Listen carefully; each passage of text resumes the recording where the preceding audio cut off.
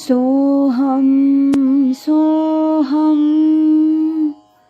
जप करी मना, सोहम भावे सांडिली बाह्य पूजा, सोहम रूपे जाणिले आत्मराजा, सोहम शब्दे देखिले त्या गुरुसी, सोहम तत्वे तारितो जो दीनासी.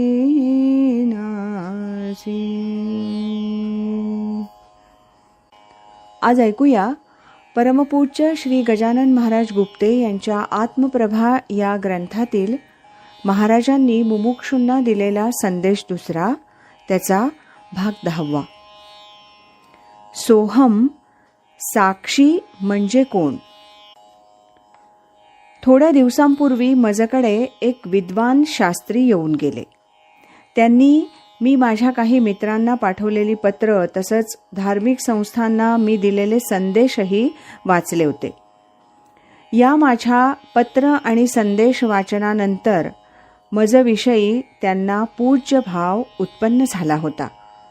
त्यांनी मला मोठ्या आनंदानं सांगितलं, महाराज, तुम्ही प्रकट केलेले विचार फार उच्च कोटीचे आहेत. एवढंच नव्हे तर ब्राह्मणोपनिषद आणि वेदांत ग्रंथातून या तुमच्या विचारांना पुष्कळच आधार मिळतात. मी त्यांना यावर हेच उत्तर दिलं की पंडितजी, तुम्ही मजकरवी प्रकट झालेल्या विचारांचं शास्त्रदृष्ट्या परिशीलन केलं आणि त्यांना शास्त्रात योग्य स्थान असल्याचं सांगितलं, परंतु यामुळं मला काही विशेष आनंद होत नाही. याचं कारण इतकंच आहे की इतरांच्या विचार सौंदर्याचा मानीव आनंद उपभोगण्यापेक्षा यातील एक तरी विचार त्या भूमिकेवर जाऊन अनुभवून जर मला सांगितला असतात तर माझा आनंद शतपट वाढला असता. शंकराचार्य असं म्हणतात, तुकाराम ज्ञानेश्वर असं म्हणतात, ग्रंथांचा अभ्यास करून अशी पोपटपंची करण्यापेक्षा माझ्या स्व अनुभवाचे हे विचार आहेत असं सांगणाऱ्याबद्दल माझ्या मनात आदर वाटतो. मग त्यांचे ते विचार परिपक्व असोत वा नसोत, परंतु असा मनुष्य मला अधिक आवडतो. मला प्रश्न करणाऱ्या व्यक्तींची मनं मला पूर्ण परिचयाची आहेत, कारण त्या भूमिकेवरूनच मी प्रवास करून आल्यामुळं मी प्रश्न करणाऱ्याच्या भूमिकेशी लगेच तादात्म्य पाहू शकतो. म्हणून प्रश्न करणाऱ्याचा राग मला कधीच येणं शक्य नाही, परंतु प्रश्न करणारा किंवा शंका उपस्थित करणारा मनुष्य प्रामाणिक वर्तनाचा मात्र पाहिजे. अशा मनुष्याच्या प्रामाणिक शंकेस मी पण सोहमरूपी आत्मबोधाच्या उत्स्फूर्त शब्दांनी उत्तर देईन. स्वतः खरोखरीच आलेल्या शंकेचं अशा रीतीनं समाधान होईलच आणि तो मनुष्य सत्यमार्गास लागेलच लागेल, ही माझी खात्री आहे. माझं हे म्हणणं ऐकून शास्त्रीबुवांना घहिवरून आलं आणि सहजच त्यांनी मला प्रश्न केला, महाराज, सोहम साक्षी रूपानं सतत जवळ असतो याचा अर्थ काय, ते मला समजावून सांगा.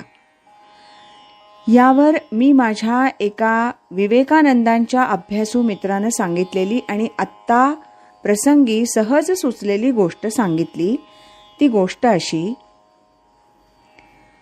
एक गुरु आपल्या दोघा शिष्यास म्हणाले, ही कबुतरं घ्या, तू एक आणि तू एक, अशी 2 कबुतरं घ्या आणि अगदी निर्जन स्थळी जाऊन कोणी पाहत नाही अशा ठिकाणी मारून घेऊन या. पहिला शिष्य बराच दूर जाऊन हे अरण्य अगदी निर्जन आहे, चिट पाखरूही इथं नाही असं पाहून त्यानं त्या कबुतराचा गळा दाबला आणि प्राण घेतला आणि गुरुपाशी येऊन आपण सांगितलेली गोष्ट अक्षरशः पूर्ण केली, या आनंदात राहिला. दुसरा शिष्य दुसरं कबूतर घेऊन दूर जंगलात गेला. तो त्या कबुतरास ठार करणार इतक्यात कुठूनसा आवाज झाला. इथं कोणीतरी असावं असं समजून तो अगदी दूर गेला. त्या ठिकाणी आल्यावर त्यानं त्या कबुतरास धरलं आणि तो त्याचा गळा दाबणार इतक्यात कबुतराच्या त्या 2 डोळ्यांकडं त्याचं लक्ष गेलं. त्या डोळ्यांमध्ये हा शिष्य आपल्या स्वतःच्या डोळ्याचं प्रतिबिंब पाहू लागला. झटकन त्यास जागृती येऊन, अरे, कोणी पाहत नाही अशी कृती मला कशी काय करता येणार? इतर कोणी पाहणारा नसला तरी मी पाहणारा आहेच ना. मी कधी नाही अशी अवस्था आहे का? असे उद्गार त्याच्या तोंडून निघाले आणि तो गुरुपाशी येऊन त्यानं त्या पक्षास मारण्यास स्वतःचं असमर्थत्व सांगितलं. सर्वसाधारण मनुष्य हा पहिल्या शिष्याप्रमाणे आहे. त्यास अखंड जागृत असलेल्या मीची जाणीव नाही.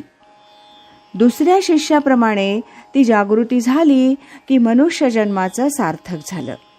हीच ती साक्षी अवस्था. हर एक प्राण्यातील हा सोहम साक्षी प्रत्यगात्मा आहे. तो अखंड चालू आहे. तो कधी थांबला आहे अशी अवस्थाच नाही. प्रत्येक चराचर वस्तूतून प्रतीत होणारा हा सोहम हाच माझा जनी जनार्दन आहे. जेव्हा जेव्हा मी जनी जनार्दन हा शब्द वापरतो तेव्हा माझ्या म्हणण्याचा आशय हाच सोहम असतो. माझं तुम्हास अगदी निक्षून सांगणं आहे की अशा तऱ्हेचे संकल्प विकल्प मनात न आणता दृढ विश्वासानं सोहम मंत्राचा निदिध्यास करा. सद्गुरूंच्या विषयी आणि त्यानं दिलेल्या मंत्राविषयी तुमच्या मनात शंका आल्या तर त्यामुळं तुमचंच नुकसान तुम्हीच आपणहून करून घ्याल. लक्षात ठेवा, सत्यप्रेमाचं जिवंत लक्षण हेच की ते निस्वार्थ असतं. परत एकदा सांगतो, सत्यप्रेमाचं जिवंत लक्षण हेच की ते निस्वार्थ असतं. स्वतःचा उद्धार करून घ्यावयाची तीव्र इच्छा असल्यास सद्गुरूंच्या आशीर्वादानं निशंकपणे मार्गास लागा. या बाबतीत तुम्ही मजबर विश्वास न ठेवला तरी चालेल, पण सोहम मंत्राच्या सामर्थ्यावर पूर्ण श्रद्धा असू द्या. शेवटी सोहम आपला तारक आहे हे जाणून ठेवा. सोहमचा जप निरंतर निष्ठापूर्वक करीत राहिलात तर मजप्रमाणेच तुम्हासही खात्रीनं शांती सुख प्राप्त होईल. आता हीच गोष्ट मी प्रत्येकास येणाऱ्या अनुभवानं समजावून सांगतो. आपण झोपी गेल्यावर कधी कधी आपणास स्वप्न पडतं आणि त्यानंतर आपण झोपी जातो. झोपेत आपणास आपल्या देहाची किंवा बाह्य जगताची मुळीच जाणीव नसते. कशाचंच भान राहत नाही. म्हणजेच आपण अव्यक्तात शिरतो आणि त्याशी एकरूप होतो. जाग झाल्यावर जर कोणी आपणास कशी काय झोप लागली होती असा प्रश्न केला तर आपण सहज उत्तर देतो, वाह, फार चांगली झोप लागली होती, मी अगदी स्वस्थ सुखात होतो. याप्रमाणेच मनुष्य जन्म घेतल्यानंतरच आपले अनुभव आपण शब्दांनी व्यक्त करतो. म्हणजेच अव्यक्तातून बाहेर आल्यावरच आपण आपले अनुभव शब्दांनी व्यक्त करू शकतो. कोणीही असो, मग तो सामान्य मनुष्य असो वा संत असो, विद्वान असो वा अज्ञानी असो, स्वतःचे विचार प्रकट करण्याकरता त्याला शब्दांचीच मदत घ्यावी लागते. श्री रामकृष्ण परमहंसांनी या बाबतीत मोठं सुंदर उदाहरण दिलंय.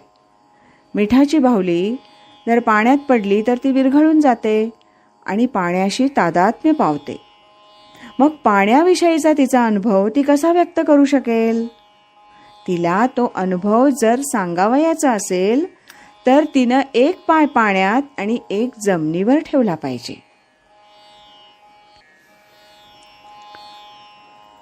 यानंतरचा भाग आपण उद्या ऐकूया.